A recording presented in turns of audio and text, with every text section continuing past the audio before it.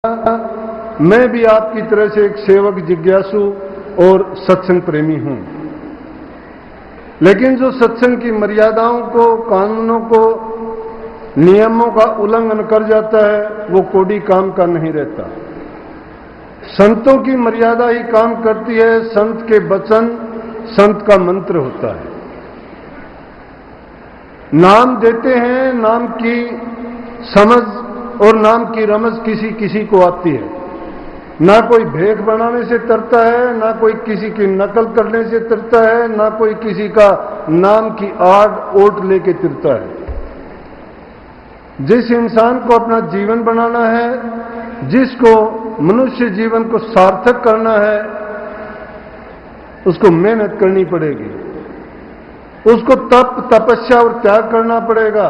भक्ति में जरूरी है कि जो इंसान मन में श्रद्धा, यकीन, विश्वास, दृढ़ता से पालन नहीं करता, गुरु को मानस रूप नहीं समझता बल्कि परमात्मा रूप में उसको जानता, पूजता है, उसकी बात को मंत्र मानता है, चाहे दुख में, सुख में, गलती में, हंसी में, मजाक में, सौपन में, जो गुरु कहता है, तो समझो उसके जीव के कल्याण में कोई देर नहीं लगती। इसी वाणी में आया था, मेरा तो तू ही है रखवाला। निश्चित रूप से जीव का रखवाला सतगुरु के सिवाय संसार में, प्रकृति में कोई पैदा ही नहीं हुआ। यहां जिनके बीच हम रहते हैं, कोई भाई है, कोई रिश्तेदार है, कोई नातेदार है, अपने स्वार्थ के संगी हैं, अपने मतलब के हैं सबके सब। जब तक उनका लालच पूरा नहीं होता तब तक उनका मतलब हमसे नहीं निकलता है, तब तक हमारे बने रहते हैं। बड़े घनिष्ठ होते हैं, लेकिन जब थोड़ा सा रोग लगा, जब थोड़ा सा दुख आया, जब थोड़ी सी गरीबी आई, या जब कोई बीमारी लगी, बुढ़ापा आया, आपका बोलना भी अब आपकी ही औलाद को अच्छा नहीं लगेगा। लेकिन सतगुरु के पास जब तुम दुख में, दर्द में, तकलीफ में जहां कहीं भी याद करोगे, वो आपके अंग संग रह के आपके दुख सुख का हमेशा साथी रहेगा। इसीलिए जीव का रखवाला बिन सतगुरु के कोई नहीं है। परंतु संसार में दो प्रकार के जीव हैं, एक श्रद्धावान, आस्तिक जिसको कहते हैं, और दूसरे नास्तिक, जिनकी कोई श्रद्धा नहीं होती। दिखावे मात्र के लिए चाहे वो सत्संग में आए, चाहे गुरु के पास जाएं, चाहे वो नाम भी ले लेंगे देखा देखी, लेकिन देखा देखी किसी का काम नहीं बनता है। देखा देखी साध्य योग छीजे काया व्यापैरो। जो देखा देखी का योग साधता है, उसके शरीर को लग के रोग लग के उसका शरीर भी बीमार हो जाता है और उसका संसार भी बर्बाद और दुखी हो जाता है, जिसके कारण वो संसार में यूं ही आया और यूं ही धक्के खा के चला जाता है, बल्कि मनुष्य चोले का उसको कोई लाभ नहीं मिलता। अगर इंसान इसी बात को समझ जाए कि मैं इंसान क्यों हुआ था, क्या मौका है ये, अपने आप तो शायद समझ नहीं आती, लेकिन महापुरुषों की वाणियों से, उनके वचनों से, उनके सत्संगों के फरमान से, उनके जीवन से, उनके त्याग से, उनके आदर्शों से, अरे ये दिन इसलिए नहीं आया कि हम यहां बैठ के रोना शुरू कर दें, आंसू बहाएं, या यूं कहें कि भाई ऐसे थे वैसे थे, गुणगान करें। गुण था, गुण की पूजा हमेशा हुई है, याद करते रहेंगे सदियों तक। इसीलिए ऐसे महान जो कार्य करने वाले इंसान रूप में प्रकट होकर आते हैं, सत्पुरुष, उनको कभी भुलाया नहीं जाता, क्योंकि उनके गुणों का गुणगान हमेशा ही होता रहता है। लेकिन ये वक्त क्या है, ये हमारा अवसर क्या है, हमें याद दिलाता है कि उन्होंने जिन आदर्शों को अपनाया था, उन्होंने जो मर्यादाएं दी थी, और जिस प्रकार से उन्होंने अपने जीवन को उन नियमों के मुताबिक ढाल के जो आदर्श हमें प्रस्तुत किए, अगर उन आदर्शों पर हम भी चलेंगे तो हमारा जीवन भी उसी तरह से अच्छा हो जाएगा। उसी तरह से हमारा भी संसार से जाते वक्त लेखा जोखा पूरा हो जाएगा। फिर संसार में आने का मतलब नहीं है, और जिसका दोबारा संसार में जो नहीं आता है उसको दुख सुख नहीं सहना पड़ता। परंतु दुख की बात है कि हम तो नास्तिकता का काम करते हैं, चोला आस्तिकता का पहनते हैं। और ये एक जगह नहीं होता, कुदरत का नियम है, होता आया है। हर चीज के साथ जुड़ी हुई है दो चीजें, अच्छाई के साथ बुराई है, पाप के साथ में पुण्य जड़ा हुआ है, जन्म के साथ मृत्यु लगी हुई है, खट्टे के साथ मीठा है। और जब धूप आती है तो छांव चली जाती है, छांव आती है तो धूप चली जाती है। इसका मतलब एक दूसरे के पीछे लगे हुए हैं ये दोनों चीज। लेकिन एक चीज उनमें से दुख देने वाली है, एक इंसान को अंधकार में धकेलने वाली है, एक उसको नरकों में ले जाने वाली है, और एक जीव का कल्याण करने वाली है। परंतु जिसके मन में गुरु की प्रतीति है, प्रीत है, उस जीव का समझो कल्याण है। ये नहीं जीव की इतनी ताकत नहीं है वो नाम की खुद कमाई कर सके। जिस जीव ने कमाई की, गुरु पर जिसकी दृढ़ प्रतीति थी, उन्होंने की। चौथी बादशाही सिखों में रामदास जी हुए हैं, और रामदास जी की 3 संतान थी, जिनमें से 5वें गुरु अर्जन देव जी बने। ये बात जब नास्तिकता की, आस्तिकता की आई, तो ही मैं कहता हूं एक ही पिता के अंश से पैदा होने वाले, वो भी एक संत से पैदा होने वाले, एक ही जगह में खाना पीना, एक ही छत के नीचे रहने वाले, एक ही मां का दूध जिसने पिया हो। 3 बच्चे थे उनके। बड़े लड़के का नाम पृथ्वीचंद था, दूसरे लड़के का नाम महादेव था, और तीसरे लड़के जो थे सबसे छोटे, उनका नाम अर्जुन देव था। लेकिन गुरु की गद्दी का वारिस कौन बना? अर्जुन देव जी बने। और अर्जुन देव जी क्यों बने?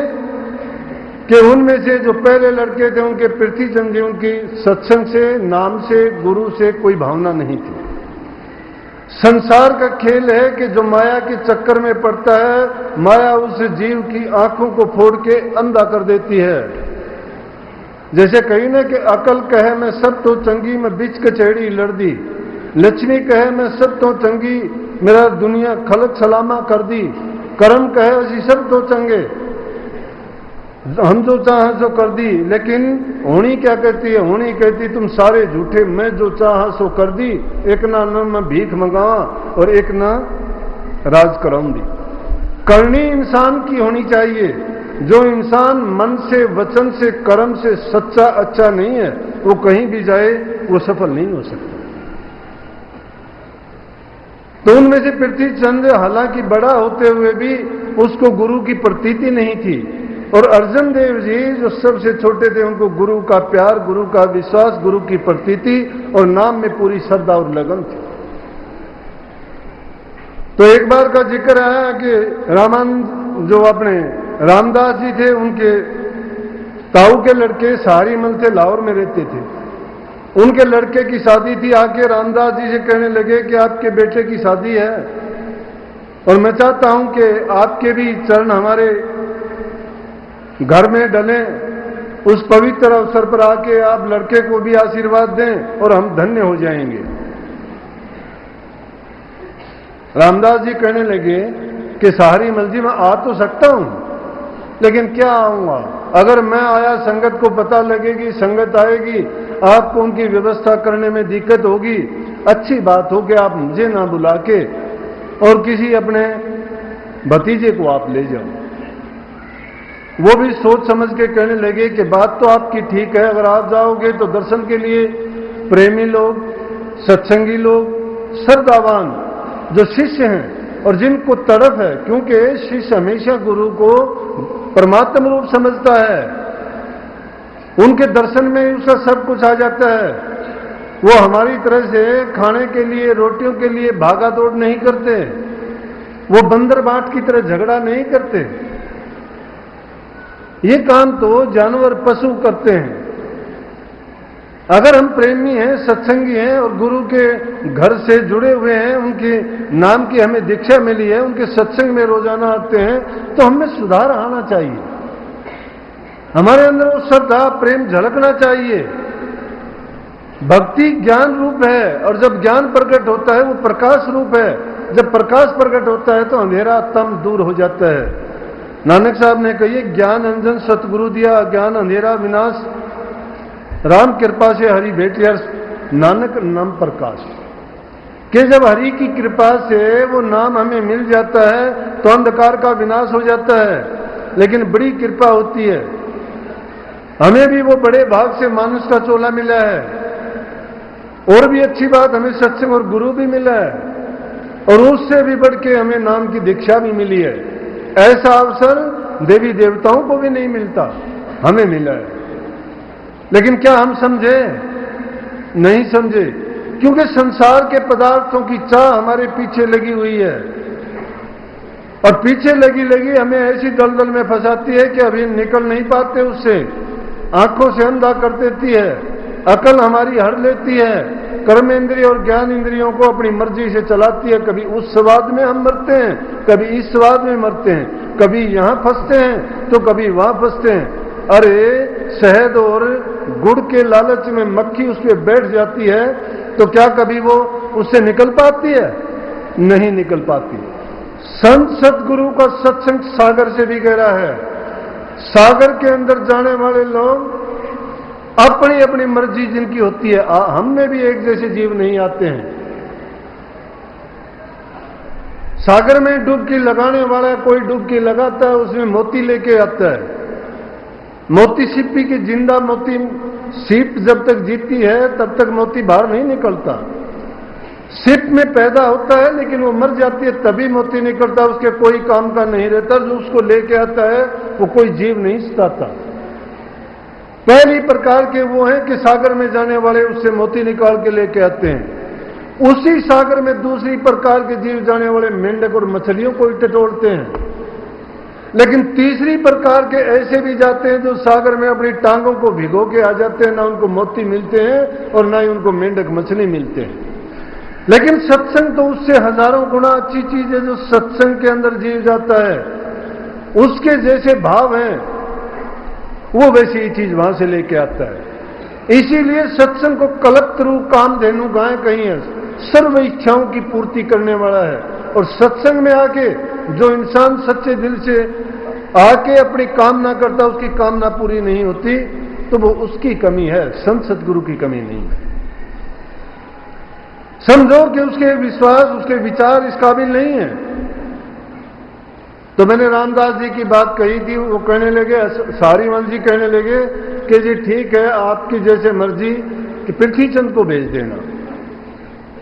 अब पृथ्वीचंद जी के विचार कभी थे ही नहीं सत्संग के, क्योंकि वो तो वहां पे भेंट चढ़ने वाली सेवा जो मिलने वाली थी और इधर उधर का काम देखता था, और जो उन चीजों में फंस जाता है तो भक्ति से दूर चला जाता है। ये चीज लूटने वाली हैं। बड़े बड़े ऋषियों को, संतों को तो नहीं कहूंगा, महात्माओं को, भक्तों को, त्यागियों को इस माया ने लूट लूट के ऐसा गुलाम कर दिया कि कहीं के भी नहीं छोड़े। क्योंकि ये त्यागी के पीछे लगी रहती है, ये अपना अवसर ढूंढती है। मन और माया दो चीज है, मन समान नहीं मोह नहीं, माया समान नहीं मोह नहीं, मन समान नहीं चोर। माया सबसे बड़ी मोहनी चीज है और मन जैसा कोई चोर नहीं है। लाख रखवाली करो निकल जाएगा, कितना समझाओ मन को, ऐसा जाएगा तुम्हें पता ही नहीं लगेगा। अरे बैठते भजन करने के लिए वो मन घूमता है कहां कहां, रुकता ही नहीं पल भर के लिए भी। फिर ख्याल आता है, सोचते हो सुमन के लिए बैठा था, नाम जपने के लिए बैठा था, मन कहां गया? मन में तो फैसले करते हो, दूर दूर के कोई चीज खरीदते हो, कोई बेचते हो, या किसी की कही हुई बात, मुद्दत पुरानी बात याद आती है। तुम दिमाग में जो छुपी हुई किताब जिसमें अपने सारे तुम्हारे सोचने वाली बातें, जिनको आप अपने सजेशन इंप्रेशंस कहते हो, मन में उठने वाले सभी विकार, सभी विचार जो उसमें अंकित होते रहते हैं। और जब एकांत में जाते भजन करने के लिए हो, लेकिन उस मन की किताब के पन्नों को उल्टना शुरू कर देते हो, वो भजन आपको काम नहीं देता। भजन परमार्थ असल में क्या है? जब एकांत में जाते हो, भूल जाओ घर को, परिवार को, काम को, पदार्थों को, चिंताओं को, वासनाओं को, निर्विकल्प हो जाओ कि तुम्हारा शरीर भी कहां है और तुम कहां हो। नहीं ख्याल है अपने मन का भी, अपने काम का भी,